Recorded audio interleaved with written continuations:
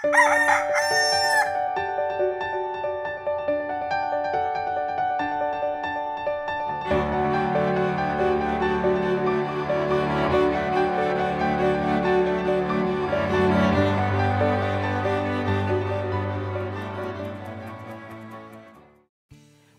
Pasko po, kapamilya. Ito po si Father J-Boy at tayo na po at makapet pandasal.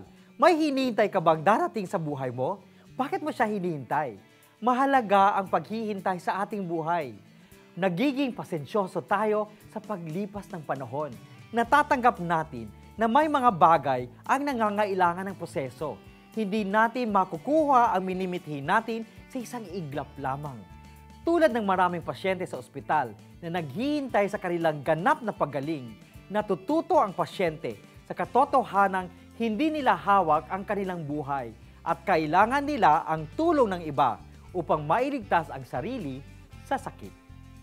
Sa anumang paghihintay, tumitindi din ang ating hangaring makita ang gusto nating makita o matupad ang gusto nating mangyari.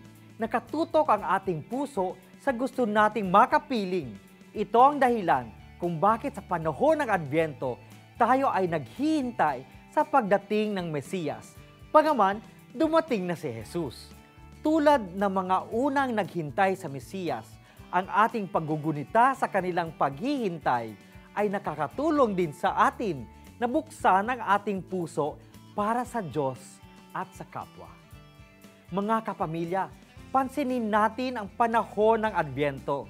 Madaling mawala ang halaga ng paghihintay dahil sa komersyalismo ng Pasko. Ipagdasal natin ang isang makahulugang Adbyento at ang pagbabalik loob natin sa Diyos.